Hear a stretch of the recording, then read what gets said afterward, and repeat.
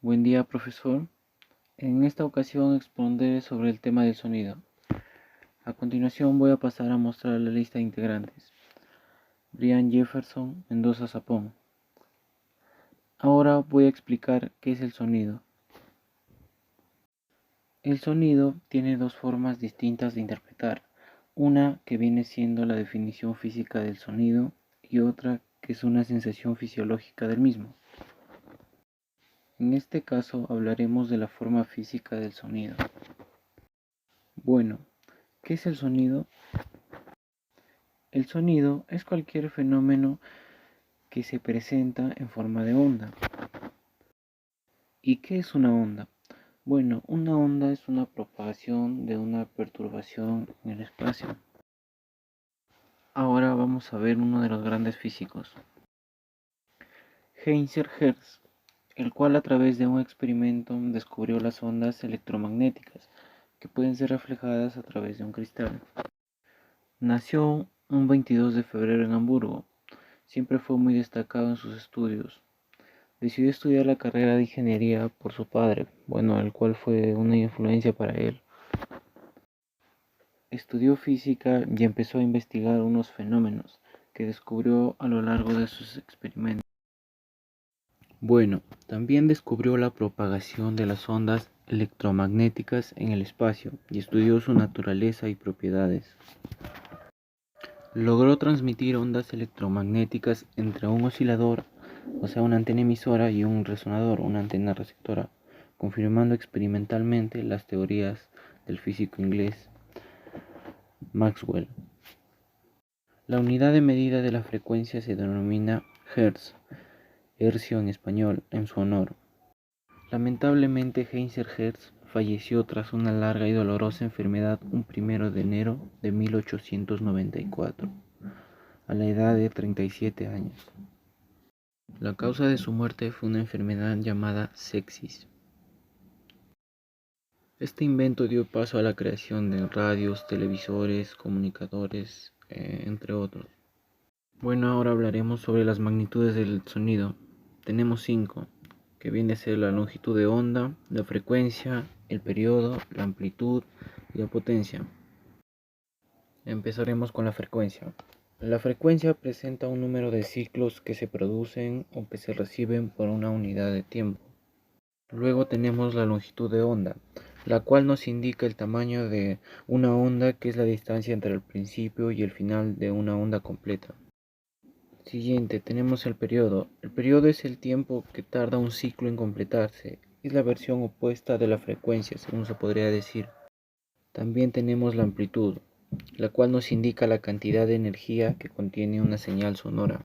Y por último tenemos la potencia, que viene siendo la cantidad de energía radiada en forma de ondas. Esto se multiplica por una unidad de tiempo o por una fuente determinada. Ahora hablaremos sobre la velocidad del sonido. La velocidad del sonido es la amplitud de la velocidad a la que se propagan las ondas en presión del espacio. Tiene una representación matemática que viene a ser V sub S es igual a V sub 0 más beta por la temperatura, donde V sub 0 viene siendo igual a 331,3 metros por segundo y beta va a ser igual a 0,606 metros por segundo, y la temperatura se mide en grados Celsius. Ahora veremos algunas representaciones o donde suele aparecer el sonido. Una representación o donde aparece el sonido es en la voz humana. La voz humana se produce por las vibraciones de las cuerdas vocales. Esto genera una onda sonora que es combinada en varias frecuencias. Ahora tenemos otra forma de la representación del sonido, que es por el aparato auditivo. Los sonidos son percibidos a través del aparato auditivo. Estos reciben ondas sonoras que son percibidos en el oído interno. Todo esto se puede transmitir mediante el sistema nervioso. Otra representación del sonido viene siendo la música. El sonido en combinación con el silencio es la materia prima de la música. Además se clasifican como largas, cortas, graves, agudos, agradables o desagradables. Ahora vamos a ver sus propiedades, donde tenemos la altura, la duración, la intensidad y el timbre. La altura nos indica si el sonido es grave o agudo. La duración viene a ser el tiempo por el cual se mantiene el sonido. Esto puede ser corto o a la vez largo. La intensidad, bueno, eso es la cantidad de energía acústica, es decir, si viene siendo fuerte o suave. Y por último tenemos al timbre. Esto viene a ser la misma nota pero en distinto tono. Podemos ver un ejemplo de esto, por ejemplo, tocar la nota la en una guitarra o en un bajo viene siendo la misma nota pero con diferentes sonidos. El eco. El eco es un fenómeno acústico producido cuando una onda se refleja en una superficie y regresa hacia su emisor.